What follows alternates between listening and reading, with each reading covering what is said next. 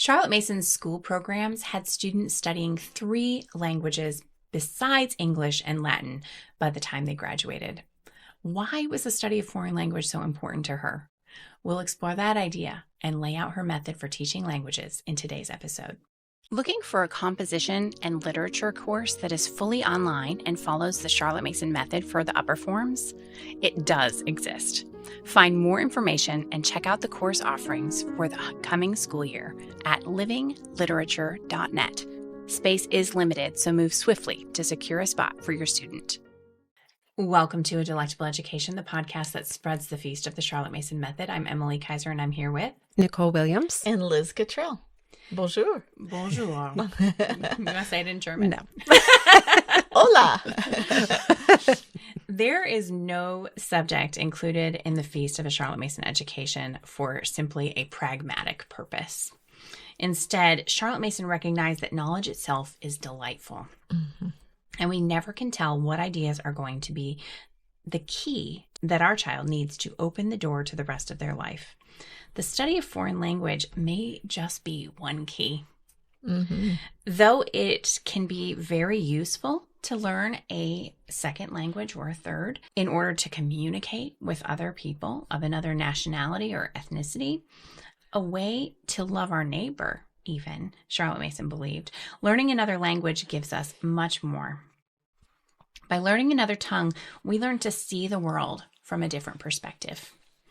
We begin to think differently and learn that other peoples are as we are, with a difference.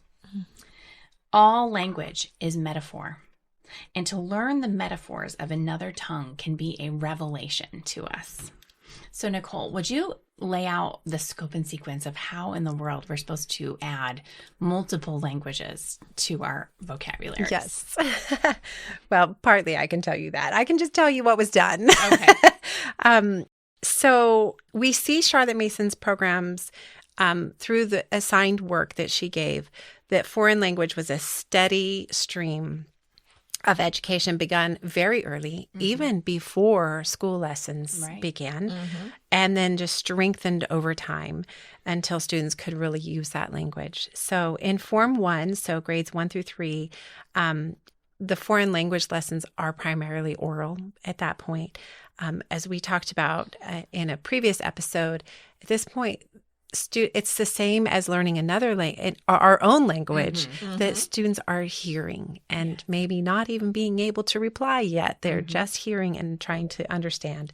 So her emphasis was that French would be the first one and that it would be acquired as living speech, not as grammar, training the ear to hear the new sounds and slowly the lips to be able to form them. She even said that the children shouldn't see the words, so we're really learning just an oral language at this time. I just have to emphasize that we really have to do it, though. You know, we're not expecting a lot to come back, but we are setting a lot of groundwork at this early stage. Just think how much input your child Toddlers has to have from infancy through toddlerhood of hearing before they're able to repeat Absolutely. The sounds. And we can use things like nature study, learning words there, or songs. So there's a lot of ways that we can, just like we would again with just learning English. And right? they say that even in English, to an English speaker, if you hear a new word, you have to hear it 15 times before you'll have the courage to say it. Yeah. So I think that gives us some balance with our kids. Right. So in Form 2, that's where it does start to get more structured. At this point, Charlotte Mason still prioritizes language as speech first, but now students begin to narrate short passages in French after the teacher has read them to them, describe pictures in French, and move towards reading an easy French book. And then also just important to note here that by the age of 12, Charlotte Mason said children should have some power of understanding spoken French. I can't understand the English language, apparently. Be able to speak a little and read an easy French book without a dictionary. So this is really a bridge, I think, in their language learning. Because by Form 3, now we're really getting into it. Charlotte Mason said they should be learning French still, but then she says we can add German or better Italian or maybe both. Mm-hmm. So, but I would say just to remember that at this point, if they've already got two languages, English and French, settled, they are more equipped to learn more languages at this point. Everyone tells us the more you learn, the easier it becomes. Yeah. And it is just the easy part, like they started way back in first grade. Like they're learning simple things. Mm-hmm. It's not like they're joining in at the level that they're at Right. in their French. No. Or their first language, yeah. Yeah. But they are at this point reading and then narrating longer French stories. Yes.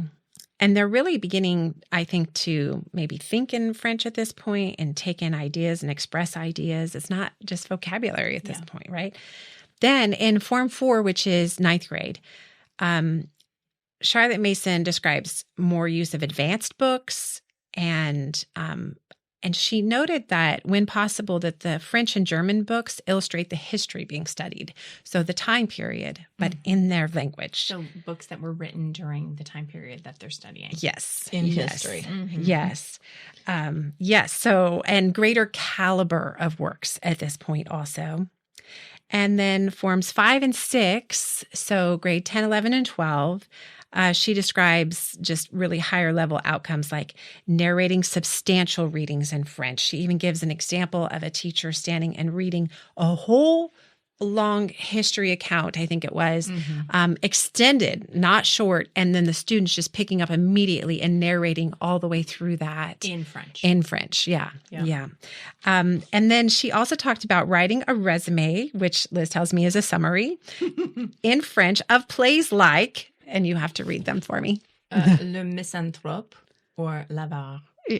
So whatever that means, but and this was an interesting one too, was translating modern verse into French. Mm-hmm. So that was interesting. We see that like translating back and forth and things. So, so really just like our own native tongue, it's really the same exact progression. Right. It's just set back a little bit because our children are learning English from birth, and maybe you have some French and you can start that from birth Or you too. have another language that you're starting Exactly. from. Yeah. But if not, then, starting at least in first grade or maybe just before with nature study and stuff. And that same progression we see in English, this same grammar lessons, things like that are going to apply. Mm-hmm. So let's talk about the specific lessons in Form 1, again, grades 1 through 3. These are 4 10-minute lessons that they cover vocabulary from pictures. They're not seeing any words written in the target language. They're learning short stories, or even Charlotte Mason talks about the Gouin method, where you're basically learning the steps of an action and learning how to say whole sentences that way. So 4 times a week, and then another lesson. So really every day, a short 10-minute singing lesson in their target language. So really 10 minutes every day for French or whatever target language you're using. In Form 2, that increases to 20-minute lessons, but it's only 3 times a week. So it's really the same amount of time, right? Did I do that math right? It's 5. No, it's a little bit longer. Little bit. Just 10 a little extra 10 extra. minutes longer. But then by Forms 3 and 4, they have 3 30-minute lessons, which you just get a lot more when you can do a longer lesson than the short one.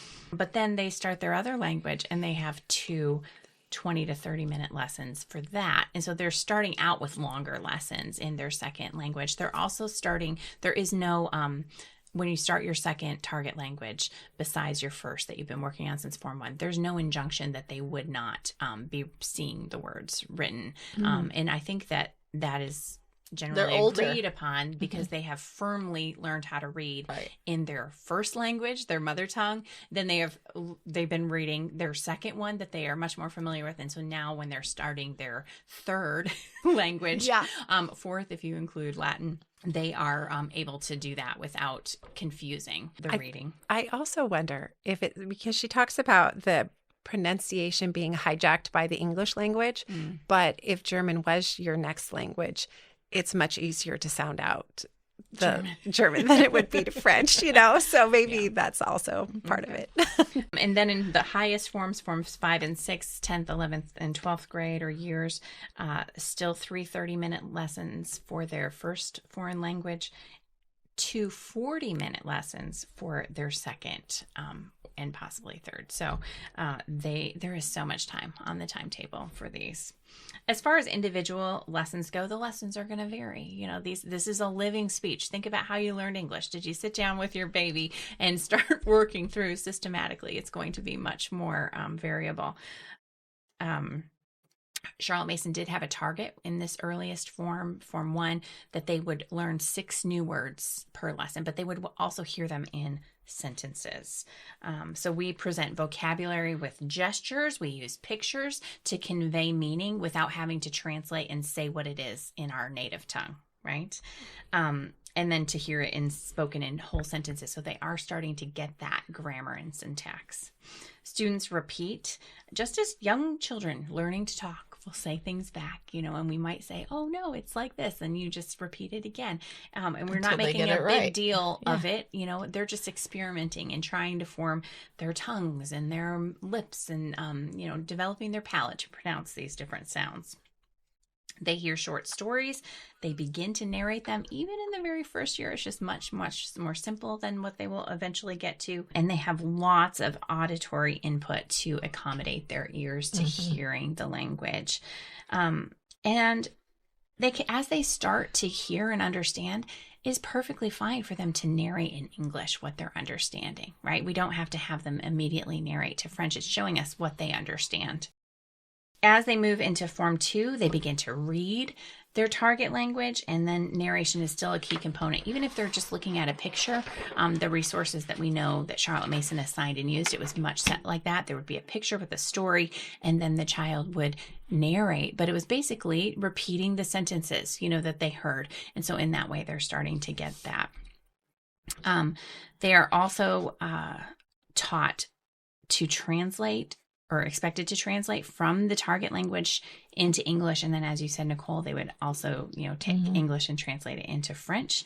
Charlotte Mason said that first step, they would translate from the target, let's just say French for simplicity's sake. They would translate English or French into English, and then they would reread the French, and then they would narrate in French. So that's kind of the next step up that they get. They continue to progress in their study of grammar and composition in the target language, just as we have done in English. And she has several example lessons in Volume 3, Appendix 5, that are higher level French, German, and Italian lessons back there. So if you want to see kind of the format for that, that is where I would direct you. Our lesson objectives for foreign languages are to increase their powers of understanding and speaking the language, very simply. So we're just helping them make slow and steady progress, just like in all our other lessons. The teacher prep for this subject is really going to depend on the resources that you use and also how familiar you are with the language. Some of us don't know one, and so we're going to have to rely on other resources. Thankfully, in our technological age, we have a lot more at our fingertips to use, and so that is just going to vary. But maybe you need to plan out sentences for the vocabulary words that you're planning to use, or find pictures that help describe them, or passages and stories, etc.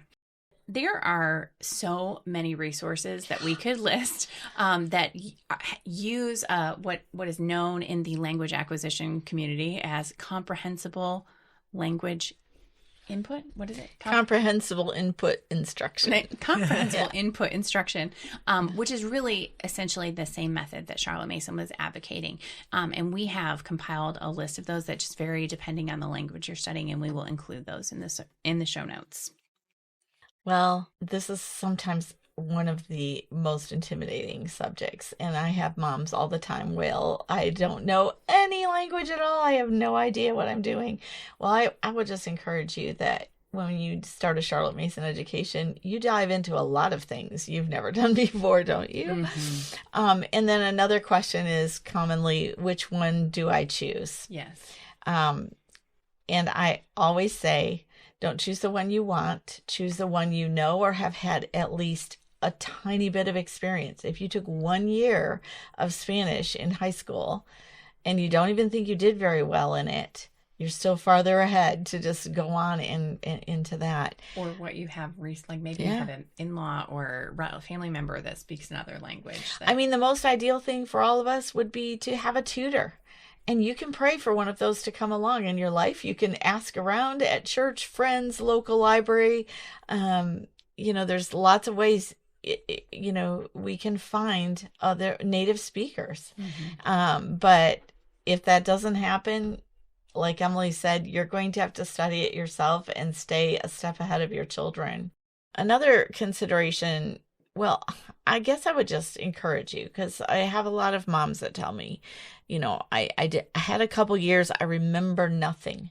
Well, when Emily used to teach my youngest too French, because she knew French and they loved it. And it's really amusing to me because as adults, they still know all the things she taught them.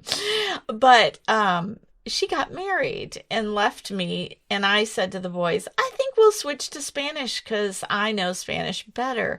Because I had 3 years of high school French, but I had a different teacher every year. And none of them were very strong teachers. And that's why I switched to Spanish in college. And that went much better.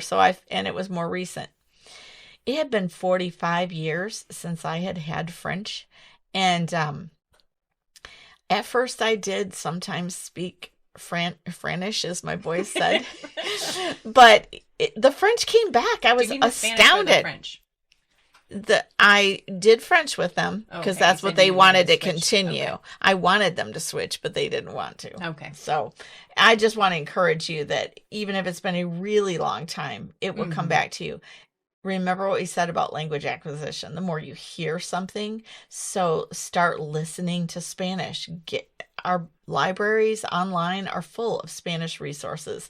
Listen to the Bible, some chapter it yourself in Spanish over and over again. Listen to a whole book, or what I find really helpful is listening to Spanish or whatever language it might be, newscasts, because they speak very slowly and clearly. And after a while, you're like, oh, they're talking about our president and all these sort of things. So getting it into your own ear and just do the lessons with your children. Work as hard as they do at learning the words. And honestly, this is not something you can just turn in for those 10 minutes. That's the formal part, but you're going to have to be speaking that language with them all day, as often as you can possibly work it in. Don't you think that helps a lot? That's why we really do like the talkbox.mom boxes, because they have words and phrases that we use all the time in our homes. And none of my children will say, please pass the butter. They always say, passez le beurre, s'il te plaît. And just by replacing those things that we say all of the time. And so we often do those around dinner as a whole family. And my husband joins in. Honestly, in this day and age, Emily alluded to this with Google, any of the search engines and all the AI we have, you can type in I want the translation of these English sentences. And I think Google Translate on your phones has improved tremendously. Yeah. I will just say that for North American, especially in the U.S., we have a huge Spanish population, and you're going to encounter that a lot. And, it is an easier language. So if you have no experience, that might be a good place to do. You don't have to start with French just because Charlotte Mason did. Maybe we should talk about why she did French. Well, I was just going to encourage them. However, if you would like to dive into French, I think having to do it for school, because it is a little more challenging than Spanish, that would be good, because like we've said, every language you pick up comes easier, and Spanish is much easier, so that they're going to naturally encounter it more, and they would acquire a little bit of Spanish, just living. It used to be that all English speakers also educated English speakers, they always learn French as a matter. Our language is very, very amalgamated by French. Because right, I think 60% of our words. Yes. Yeah. And this is why we have words like sheep for the animal and mutton for the meat, because the nobles spoke French, and mouton is the word for sheep in French. We just don't know. And you all know restaurant. Yes, and theater and all kinds of things. But when we read classic literature, even when written in English, even reading Charlotte Mason's volumes, there's a whole ton lot of of French French in just there. thrown in there, untranslated because Yes. educated. So for her, that was the natural first language to do. But And it was their closest neighbor too. yeah, but you might, well, they didn't learn Celtic or Gaelic. Which True. are, True. or I mean, like these were actual distinct languages. But if you have a grandmother who's Norwegian and is Yes. in your life, or Yes. Portuguese, Yeah, or you or have any different other cultural thing, heritage. And yes, yes, go for it. Yeah, but as you were saying, the one that you're going to be the most successful is the one that you can speak, even if it's just a little. Yeah. Mhm. Do you have any other? I don't think so. Okay. Well, we'll be right back. Are you a homeschooling parent inspired by the Charlotte Mason method, but sometimes left wondering how to make it all work? That's where a Delectable Education comes in. Our teacher helps are designed to support you, the teacher. Whether you're just getting started or you're a seasoned Charlotte Mason veteran, these resources bring clarity, confidence, and structure to your homeschool. From customized scheduling tools and subject guides to planning templates and materials for daily lessons, our teacher helps offer the practical direction you need to teach faithfully without the overwhelm. We take the principles of Charlotte Mason and translate them into your real life. Visit adelectableeducation.com to explore our teacher helps and discover how easy and joyful a living education can be with just a little help. That's adelectableeducation.com. Thanks for tuning in today. We have links in the show notes for many resources for teaching foreign language in accordance with Charlotte Mason's methods. We hope you'll join us next week when we finish our look at language lessons by turning to the ancient tongue, Latin, as we continue to spread the feast of the Charlotte Mason method. If you benefited from this conversation, please like and subscribe. We hope our discussion serves to equip and encourage you as we seek to explain the Charlotte Mason method. You can find the show notes in the video description or by visiting adelectableeducation.com/episodes. There, you'll find the links and quotes we mentioned in today's episode. We are so grateful for our loyal Patreon supporters who help make this show possible. If you'd like to partner with us in our work here at A Delectable Education, you can join our Patreon community and receive exclusive and early content as our thank you for your monthly support. Find out more at patreon.com/adelectableeducation. Thank you for joining us today. We'll see you next time.